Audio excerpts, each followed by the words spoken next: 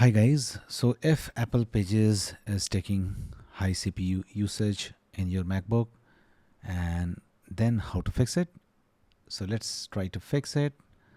It will surely fix your issue. Just click on Apple icon and click on System Settings.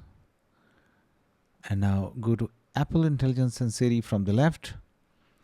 And on the right side, click on About Siri, Dictation and Privacy. And now from here, just locate Pages, click on it, and just turn it off. Click on Done, and then try again.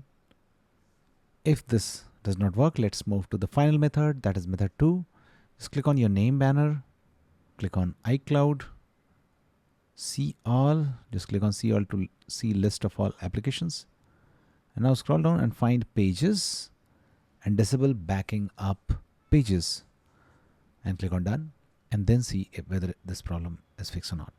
Thanks for watching. Please don't forget to like.